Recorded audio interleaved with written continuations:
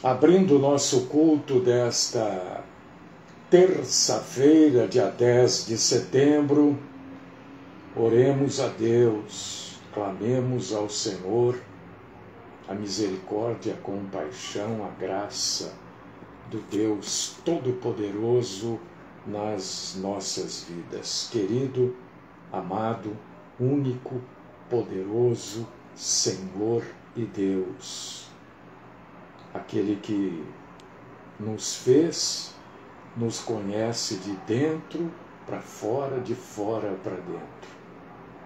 O Senhor conhece absolutamente tudo de cada um de nós. Não há nenhuma novidade para o nosso Deus e Senhor sobre o que nós somos, o que nós pensamos, aquilo que nós falamos. Deus nunca é pego de surpresa. E nós ficamos alegres e felizes, radiantes, quando esta verdade é colocada abertamente assim. O Senhor nunca é pego de surpresa. O Senhor sabe absolutamente tudo. E o Senhor é o nosso Deus, único, verdadeiro, aquele que nos ama, aquele que perdoa. O Senhor nos perdoa sempre que nos arrependemos e buscamos o seu perdão. E Ele derrama sobre nós a limpeza da nossa alma e do nosso espírito. Aceita-nos, Senhor, nesta manhã como adoradores, cultuadores, como igreja do Senhor, nos reunimos aqui para te adorar, para te exaltar e para te glorificar. Fala conosco. Ajuda-nos a, como igreja do Senhor, crescermos um pouquinho mais na graça e no conhecimento da tua grandeza e majestade. Afasta de nós, Senhor, a mentira. Esta é a oração que eu deposito aos teus pés, por mim e por todos aqueles que estão e estarão conosco, no santíssimo nome do Cristo Jesus, o nosso Salvador. Amém.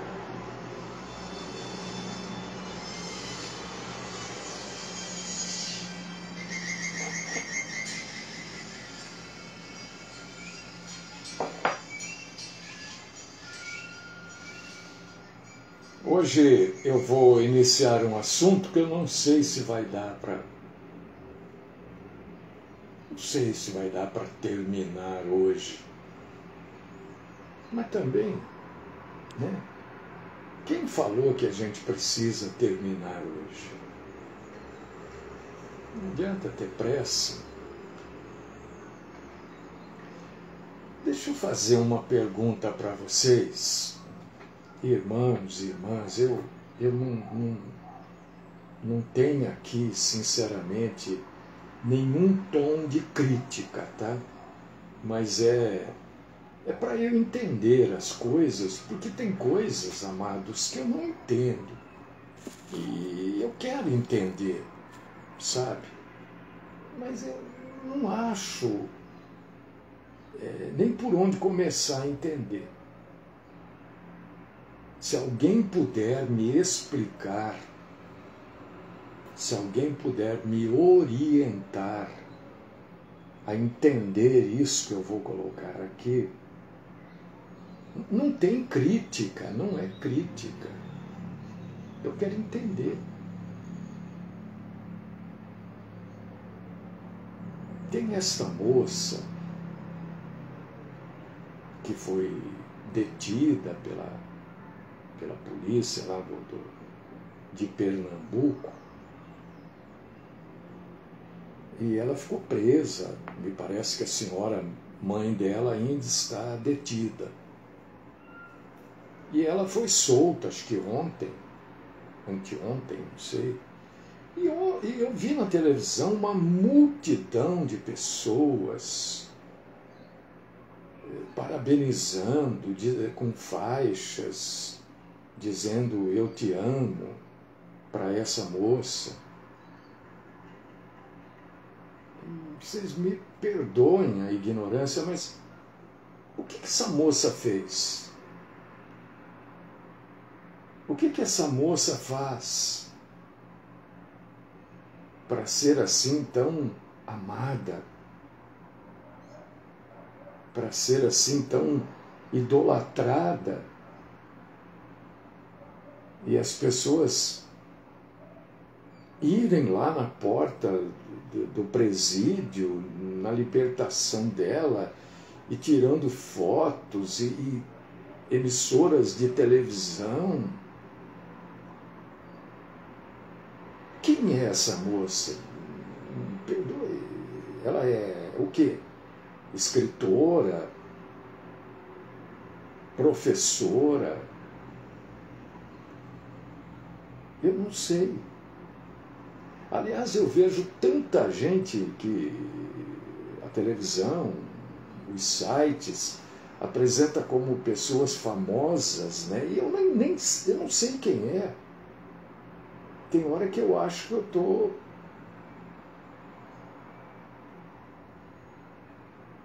alienado do mundo.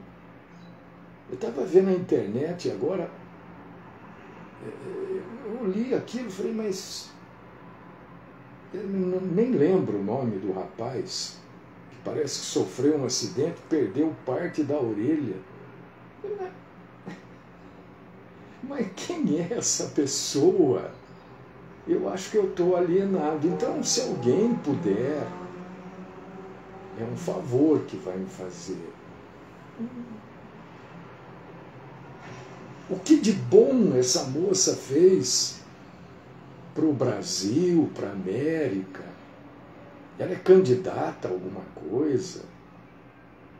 Porque é uma pessoa que estava presa. Ela não estava na Academia Brasileira de Letras, nem estava salvando vidas. Eu não entendo isso. Realmente eu não entendo. Não entendo.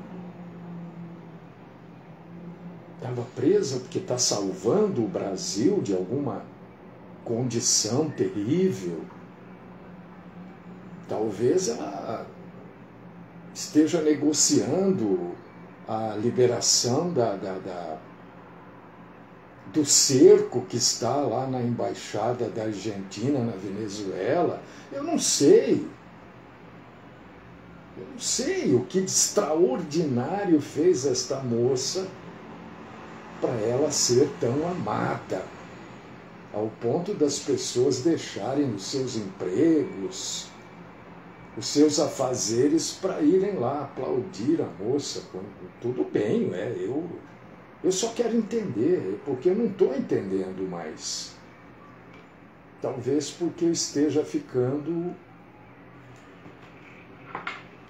ultrapassado, acho que é isso. Se alguém depois puder me explicar, eu vou ficar agradecido por entender. Nossa conversa hoje é sobre aquilo que a gente pode aprender com o Monte das Oliveiras. Eu estive lá no Monte das Oliveiras. Lá como aqui, tem até uma oliveira lá que eles falam que Jesus, tudo mentira, né? Porque lá também tem mentiroso que eu vou contar, viu?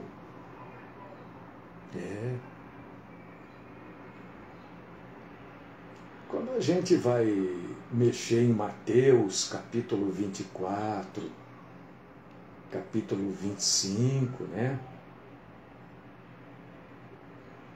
A gente encontra ali Mateus 24 e 25. A gente encontra revelações proféticas e essas revelações eu creio que servem para guiar as pessoas, para que a gente possa viver mais sabiamente. Porque eu descrevi um evento aí que aconteceu com aquela moça e eu não vi nada de sabedoria naquele evento.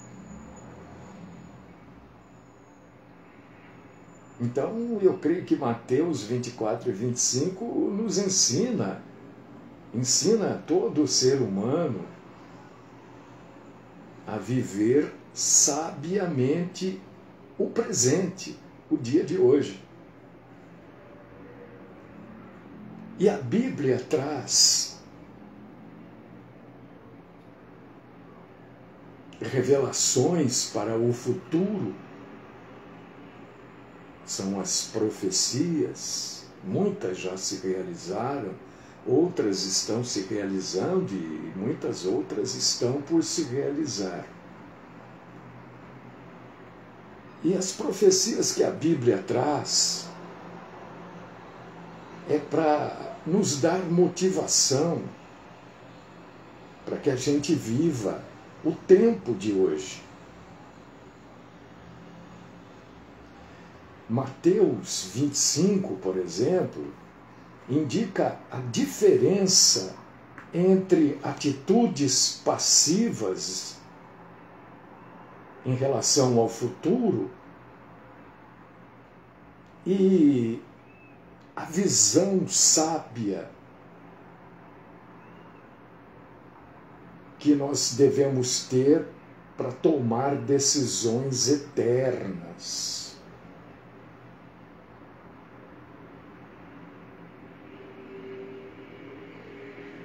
A Bíblia, que é a palavra de Deus, diz que Deus quer, não sou eu que quero.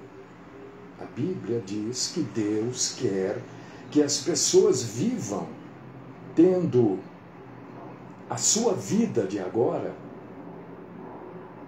voltada para um reino que ainda está por vir. E esse tipo de vida que Deus quer para nós, ele vai resultando na nossa vida uma esperança purificadora.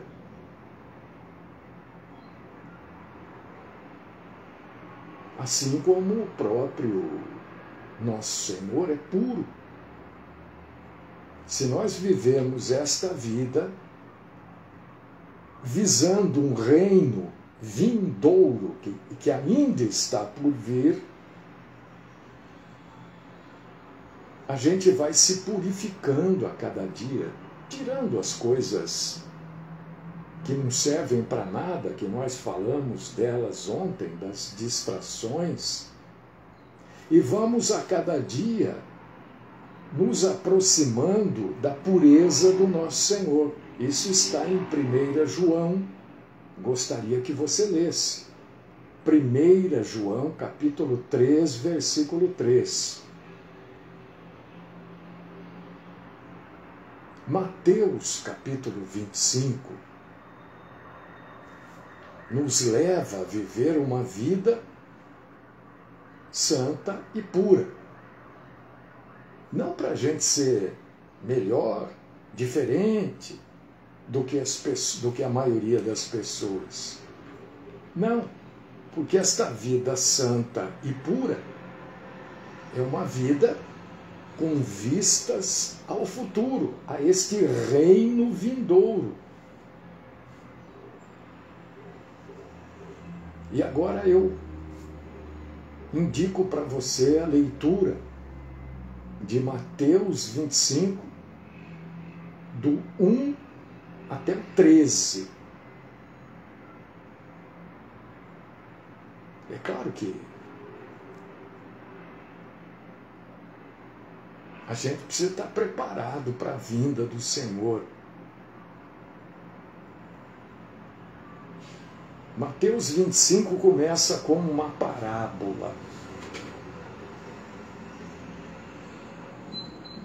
Uma parábola que é baseada na sabedoria daqueles que estão preparados para a vinda do Senhor. Porque deixa eu dizer uma coisa para você. Talvez você esteja buscando sabedoria, né? Todo mundo tem conversado com algumas pessoas e elas dizem para mim, eu tenho orado pedindo sabedoria. Estou achando maravilhoso isso, porque eu também oro pedindo sabedoria para Deus, né? Então, Mateus 25 começa com uma parábola baseada na sabedoria daqueles que estão preparados para a vinda do Senhor. E em contraste, a gente, na mesma parábola, a gente vê a tolice.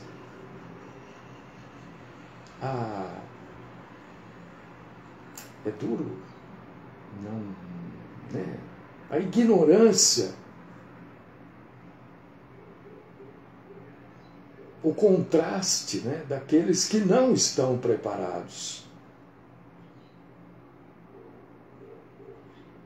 Porque Mateus 25, do 1 ao 13, exalta, né, a prontidão e a vigilância.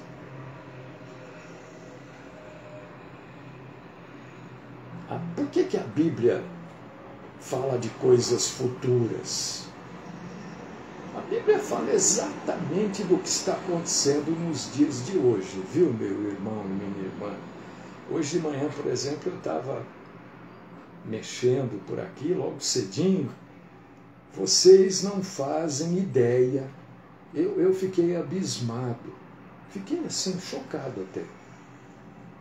O número de sites cristãos que fecharam. Pararam de existir, deixaram de existir, não existem mais. Por quê?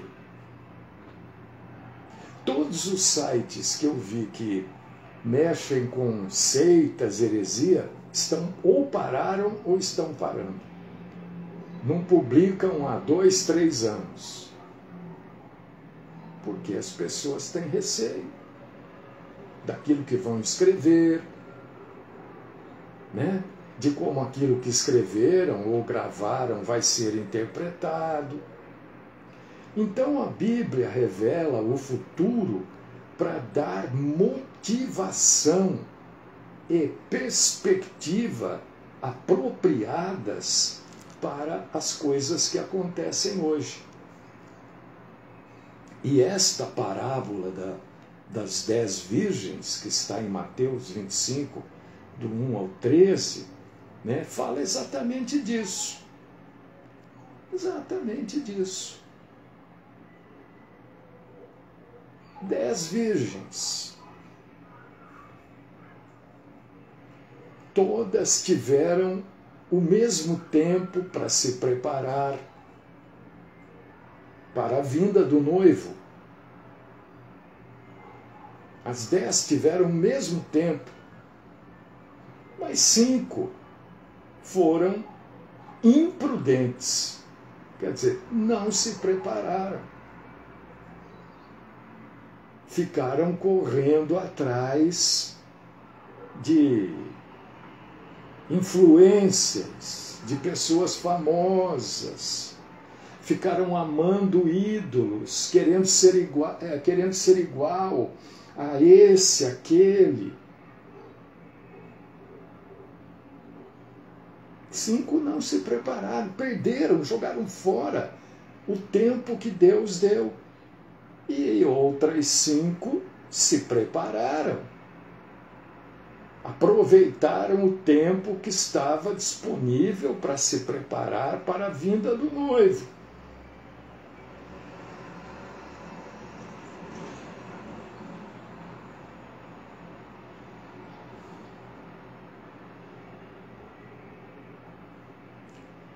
O que a gente precisa entender é o seguinte: isso também você não vai ouvir igreja nenhuma, igreja denominacional nenhuma, porque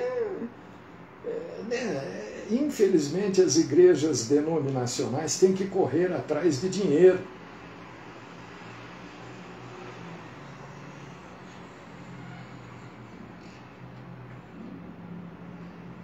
No Antigo Testamento, eles descrevem Deus, o Eterno, como o noivo, não o Messias. E eles descrevem no Antigo Testamento Israel como a noiva. Isso a gente precisa entender, precisa saber disso. Se você abrir Isaías 54, do 4 ao 6, você vai ver que Deus é o noivo e a noiva é Israel. E vai por aí afora, outras tantas passagens, Jeremias 2:2, Oséias 1:2. Você precisa saber disso. Senão você vai lá ler e depois, mas lá está diferente. Não está diferente. É a mesma coisa.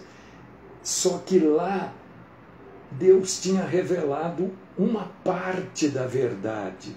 No Novo Testamento, toda a verdade foi revelada.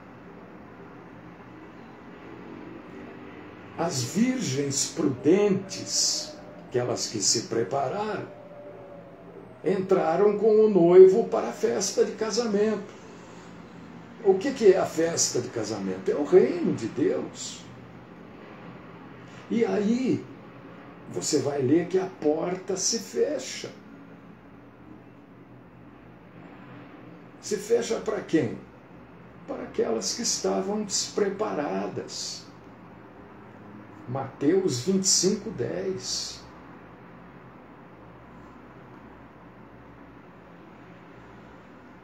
Então, a diferença entre as prudentes e as imprudentes, em oposição ao mal e ao bom, algumas eram atentas, enquanto as outras eram desatentas. E a penalidade, meu irmão, minha irmã, é severa. Deus não tem meio termo. O nosso Senhor, Jesus, é radical. O que é penalidade é penalidade. O que é compaixão é compaixão. Não foi permitido às imprudentes entrar na festa de casamento. Pronto, simples, mas não adianta, não tem jeitinho. Quando a porta se fecha, ela nunca mais vai se abrir. Está aí escrito no versículo 12 de Mateus 25, de rejeição. Não tem meio termo na Bíblia. Jesus diz assim, em João 10:14. Deixa eu rejeitar aqui essa ligação, senão vai ficar atrapalhando aqui. Eu sou o bom pastor. Não é isso que ele diz? Conheço as minhas ovelhas e elas me conhecem. Olha que coisa profunda. As ovelhas do Senhor conhecem o Senhor. E ele também conhece quem é a ovelha dele. Então a mensagem aqui é simples. Não tem muita... vigia. Mateus 25, versículo 13. Quando o noivo vier, vai ficar claro. Quem é salvo é quem tem o óleo.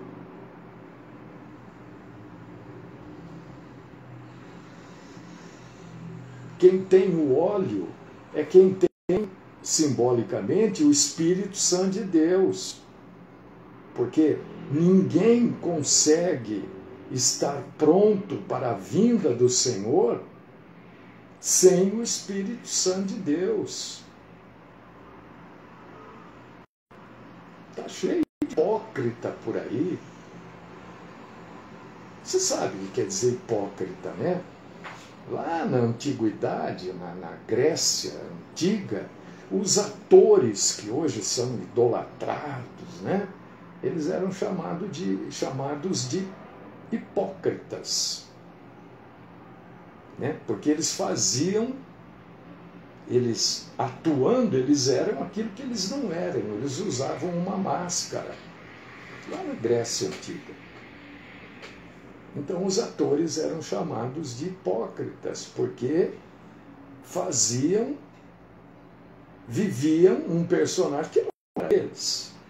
Então os hipócritas fingem ser o que não são, ou afirmam acreditar naquilo que não creem. E o comportamento dos falsos, dos hipócritas, contradiz o que eles realmente creem e sentem.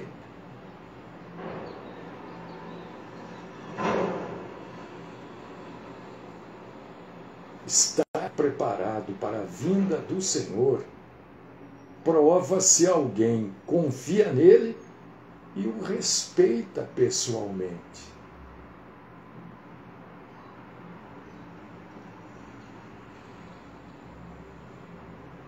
E a Bíblia, nas entrelinhas, nos contextos dos textos, nos deixa muito claro que a hipocrisia, na verdade, é uma característica dos tolos que não têm a fé verdadeira e que afirmam serem salvos.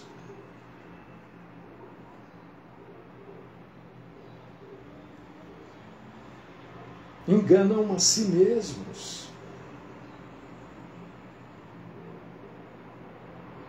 Esse sermão do monte, a gente aprende tanta coisa nele. Se você abrir sua Bíblia aí, Mateus 25, do 14 ao 46, o que a gente vai ler? É uma sequência isso. A gente vai ler que a parábola das virgens enfatiza, deixa claro o estado de alerta espiritual, enquanto que a parábola dos talentos, nos versículos 14, 19, 21, 26, 30 de Mateus 25, prioriza o serviço fiel. Isso tudo a gente está aprendendo no Sermão do Monte. Esta parábola do ser fiel começa com uma declaração direta de que o Senhor daquela terra, daquela fazenda, ausentou-se do país e confiou seus bens aos seus servos. Olha, vocês vão tomar conta de tudo aí para mim. Isso está no versículo 14.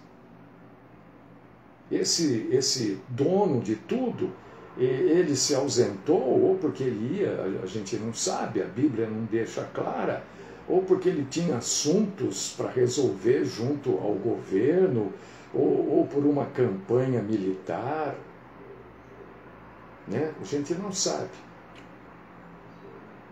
Mas a parábola conclui com Jesus declarando que quando ele vier na sua majestade, será para julgar todas as nações. Veja aí, versículos 31 e 32. Enquanto a parábola que a gente estava mexendo com ela ali, das virgens, fala do estado alerta espiritual que a gente precisa dar, a parábola dos talentos nos mostra o serviço fiel que a gente precisa ter. Por causa disso que uma é a sequência da outra.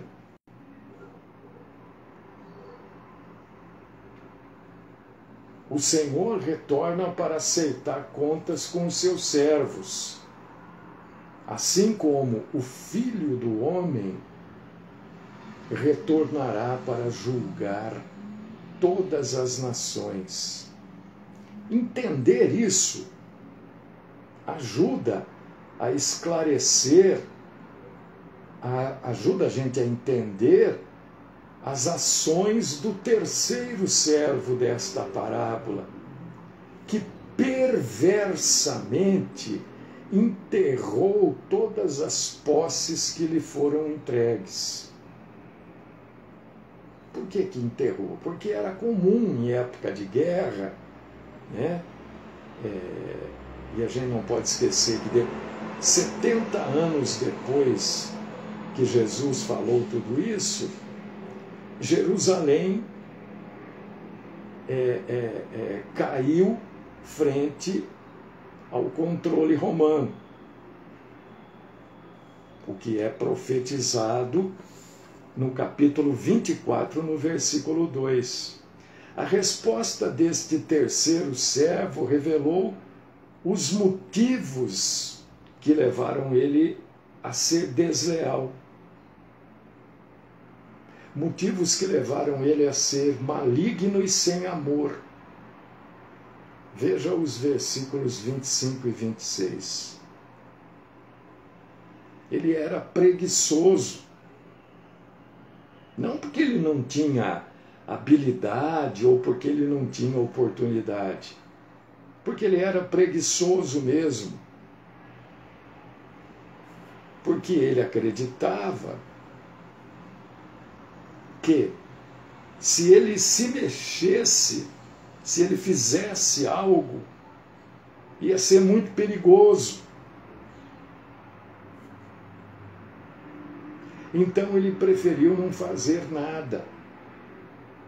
Veja aí os versículos 24 ao 30. Enquanto que os outros dois servos tinham fé no Senhor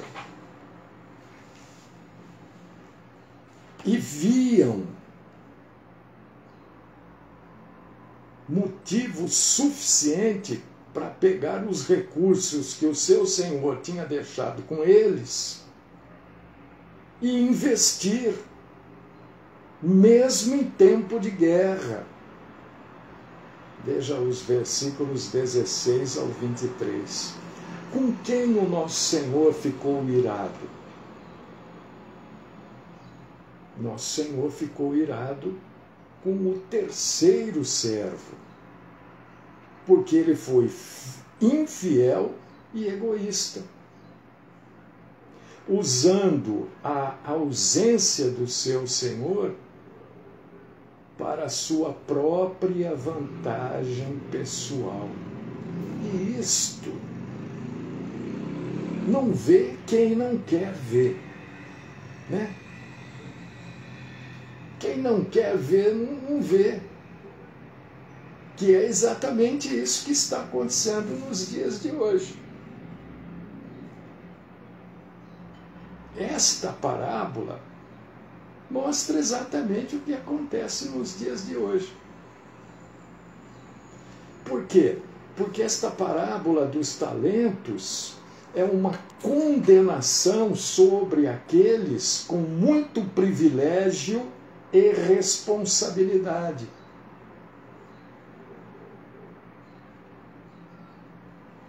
Mas que foram caracterizados como estéreis e infiéis. Eles serviam, e hoje fazem isso, os seus próprios desejos. E isso vai acabar levando à própria destruição deles. versículos 42 ao 44.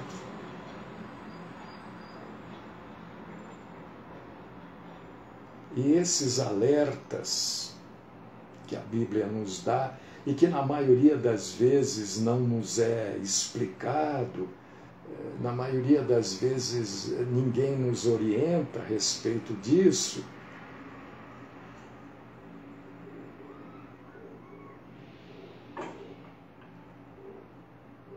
diz de como a gente deve agir,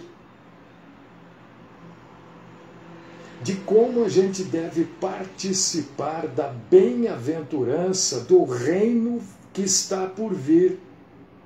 Nós devemos ser exatamente o contrário, nós devemos ser oposição à deslealdade que esse terceiro servo teve.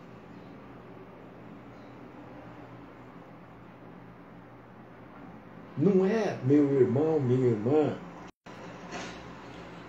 o sucesso notável, mas a fidelidade que é recompensada.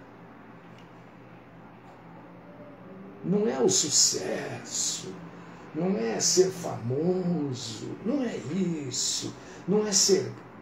Não, não é isso. O que o nosso Senhor vai recompensar é a minha e a sua fidelidade. Eu vou parar aqui, porque o nosso tempo está se esgotando e eu não quero extrapolar.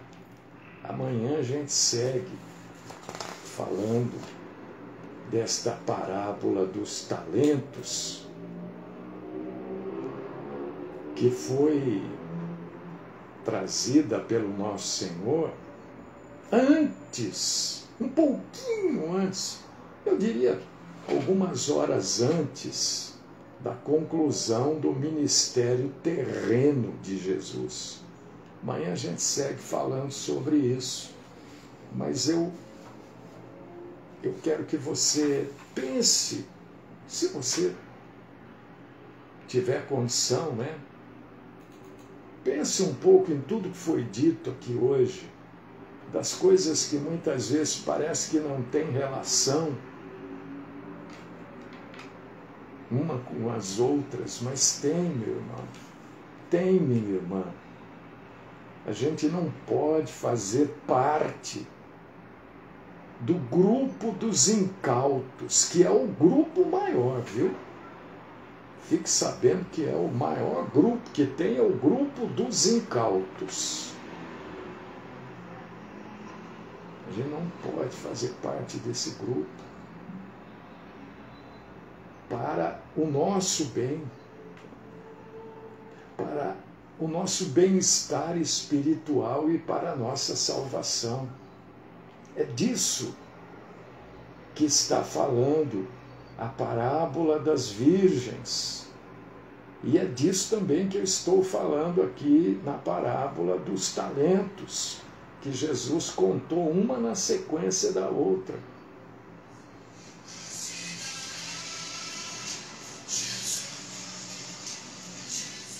Senhor Deus e Pai Todo-Poderoso, tantas coisas estão sendo ditas aqui a respeito de Mateus 24, Mateus 25.